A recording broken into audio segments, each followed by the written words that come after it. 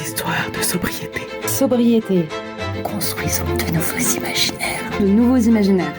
De nouveaux récits pour un futur souhaitable. Pour un futur souhaitable. Imaginons la réunion de demain. La réunion de demain. Nous sommes en 2023.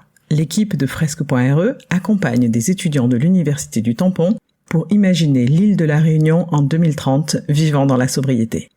Christopher, Aliba, Salim, Margot, Suzanne, Jason, Elisa.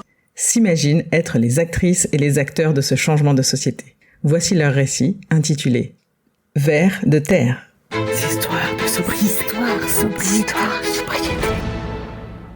Bonjour, je m'appelle Jean-Yves Voireau, je suis le fondateur de Vers de terre. C'est une association militante qui traite de sujets tels que la consommation, mais aussi de la production alimentaire, l'objectif étant d'avoir une réunion de demain totalement autonome de ce point de vue. Le plus difficile au départ, c'était la création du réseau et la mise en place des différents équipements qui ont été financés par les différentes plateformes de collecte et nos partenariats comme l'Ocropa qui nous suit depuis le début. De là nous est venue l'idée de créer un label afin de vérifier que nos produits sont locaux et biosourcés. Concernant la région, nous avons eu des autorisations pour utiliser des parcelles en friche. Et de fil en aiguille, plusieurs producteurs locaux nous ont suivis, délaissant les campagnes sucrières comme nous avons pu le constater dans la zone Est. Et enfin, le plus important dans notre objectif, c'est la formation des équipes, sans qui tout cela ne serait pas possible. Donc, les agriculteurs du groupe guident l'équipe qui est composée de jeunes ou encore de vieux du quartier et de la fac, construire des bacs surélevés et planter des graines. Et une fois les terres en place, les cordons bleus du groupe organisent des ateliers hebdomadaires ouverts à tous, des séances sur la permaculture ou encore sur la technique d'arrosage pour économiser en eau. L'association essaye d'attirer un public curieux ou encore habile.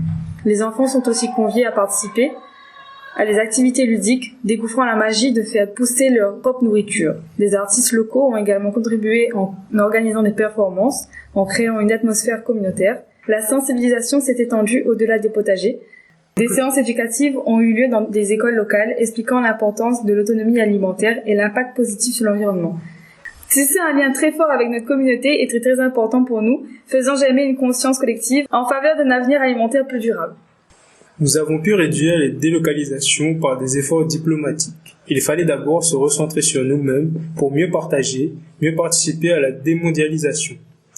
La communication des résultats est transparente. La population civile, comme les professionnels, les écoliers, comme les étudiants, peuvent constater et travailler sur des résultats pour aller sur la bonne voie. Les différents réseaux de distribution et de redistribution nous assurent un mode de consommation circulaire permettant le traçage des matériaux, minéraux et aliments pour nourrir et d'être recyclés. Rien ne se perd, tout se transforme. Autre réseau de redistribution, le troc. Cela nous a permis de donner ce qui est utile et aussi d'échanger avec l'autre quelque chose que l'on a de trop ou que l'on est le seul à produire dans une zone artisanale familiale par exemple. À l'heure d'aujourd'hui, en 2030, l'autonomie alimentaire à La Réunion est atteinte. La population locale coopère dans la production d'aliments variés et de qualité. Chaque citoyen a accès à au moins un espace vert, où il peut cultiver des légumes, cueillir des fruits ou se couper quelques herbes pour sa tisane. Ces espaces pédagogiques et conviviaux contribuent à tisser des liens entre voisins. Les oiseaux chantent, les papillons dansent et les poules grattent la terre en quête de nourriture. Tous les déchets organiques sont réutilisés et valorisés pour nourrir les animaux et créer des terreaux fertiles. Les moutons et les chèvres assurent l'entretien des espaces verts. Les fast-foods ont été remplacés par des fast-goods. Les technologies à basse consommation remplacent progressivement les énergies fossiles. Les eaux de pluie sont valorisées in situ et irriguent les cultures. Les surplus de produits peuvent être échangés entre voisins ou sur des plateformes dédiées. Nous sommes fiers du changement mis en place. Nous sommes fiers de notre terre, l'île de la Herbe. Histoires de sobriété. Sobriété. Construisons de nouveaux imaginaires. De nouveaux imaginaires. De nouveaux récits pour un futur souhaitable. Pour un futur souhaitable. Imaginons la réunion de demain. La réunion de demain. Cet épisode a été financé par la Direction de l'Alimentation, de l'Agriculture et de la Forêt et par la Délégation régionale académique à la jeunesse, à l'engagement et au sport de La Réunion, dans le cadre de l'appel à projet Sobriété et jeunesse. Histoires de sobriété. Histoires.